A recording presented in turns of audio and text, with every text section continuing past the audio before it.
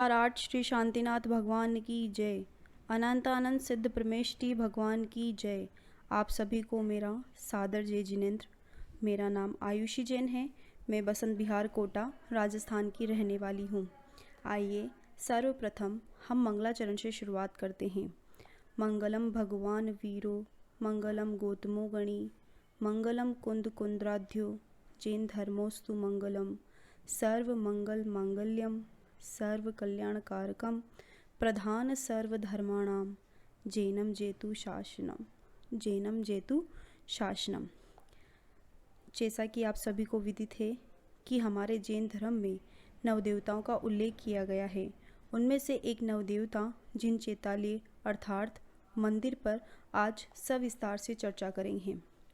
जैसा कि आप सभी को विदित है कि जीवन का अंतिम लक्ष्य मोक्ष है और आत्मा से परमात्मा बनने के लिए एवं केवल ज्ञान प्राप्त करने के लिए हमें अपने अंदर की अंतरत्व आत्मा को जानना होगा। इस अंतरत्व आत्मा को जानने के लिए हमें एक ऐसे स्थान की आवश्यकता है जहाँ एकाग्र मन से हम इसे गहराई तक जान सकें।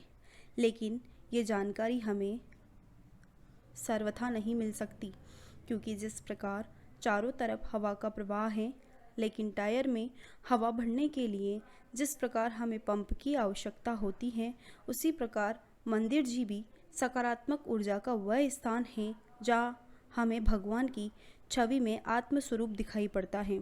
और भगवान की छवि को देखकर हम अपने मन मंदिर के भगवान को लक्षित करते हैं।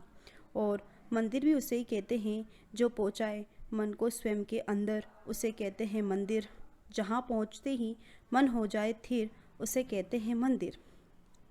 मंदिर शास्त्रीय अर्थों में समूह का प्रतीक है और वर्तमान परिप्रेक्ष्य में मंदिर एक विद्यालय, एक चिकित्सालय, एक जलाशय, एक न्यायालय, एक आराधना एवं एक उद्यान का प्रतीक है। जिस प्रकार समूह शरण में भगवान का उपदेश प्राप्त होता है, ठीक उसी प्रकार मंदिर में प्रतिमा जी के माध्यम से मौन उपदेश मिलता है। अतः मंदिर समूह शरण का प्रतीक है। मंदिर से हमें आचरण की शिक्षा मिलती है।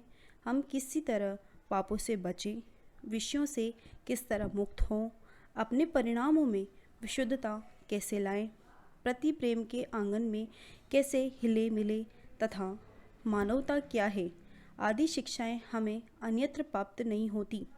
मंदिर में प्रवेश करते ही मन कसायों से मुक्त होकर शांति का अनुभव करने लगता है। अतः मंदिर एक विद्यालय का प्रतीक है।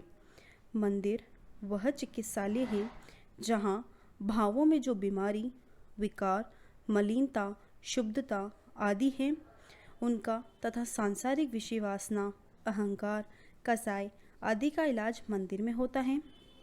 जहाँ भाव विशुद्ध होते हैं, उनमें परिवर्तन आता है, वहीं मन भी बदलने लगता है। अर्थात भाव और मन के रोगों के निदान का स्थान होने से मंदिर एक चिकित्सालय है। मंदिर वह जलाशय है जहाँ निर्मल पवित्र वीतरागता का नीर बह रहा है। उस जलाशय के नीर को देखते ही हमारे भाव विश्रांत अर्थात शांत होने लगते हैं। विषमताएं दूर भाग खड़ी होती हैं।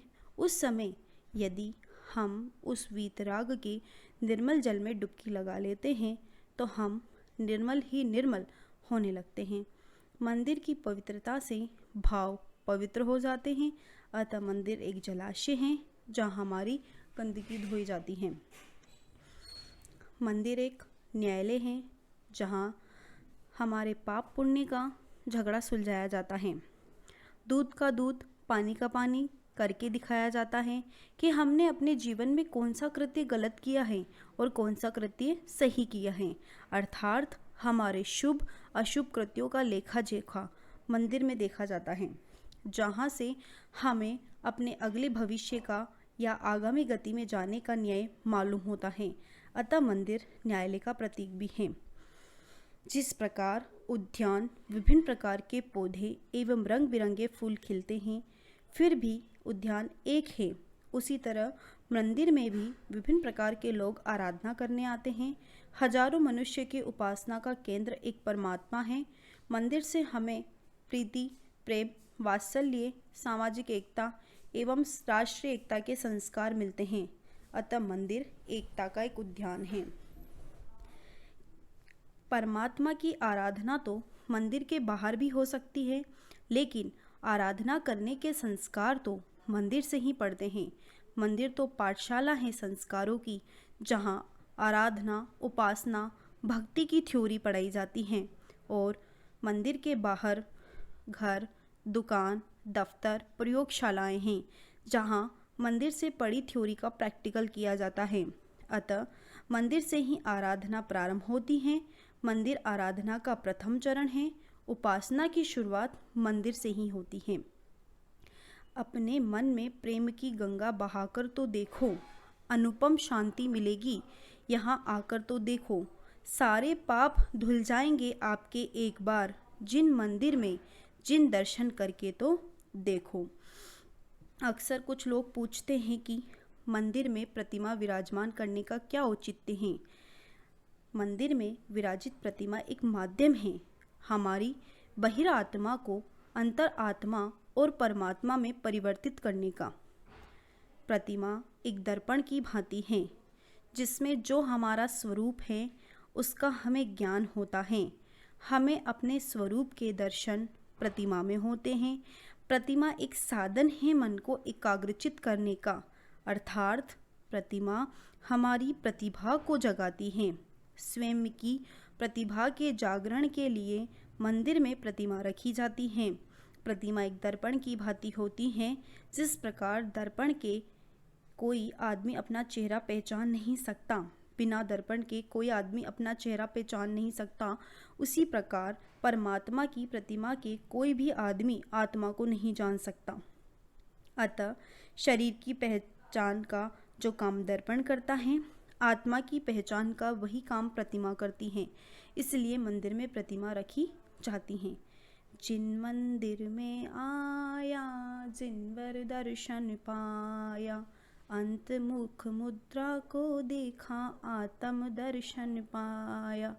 जन्म जन्म तक ना भूलूंगा, जन्म जन्म तक ना भूलूंगा, ये उपकार तुम्हारा।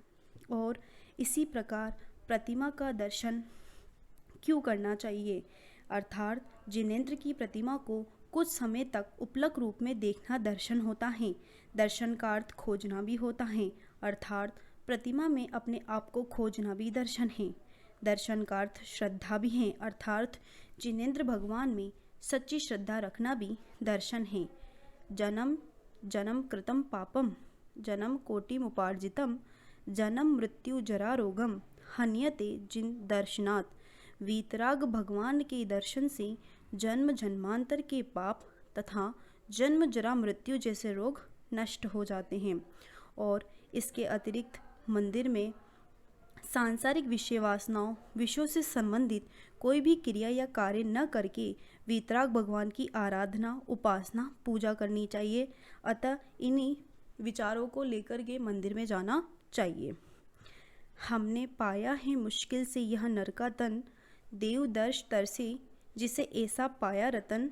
अगर इसे हमने विषयों में खो दिया, भूल पर अपनी खुद हम पछताएंगे।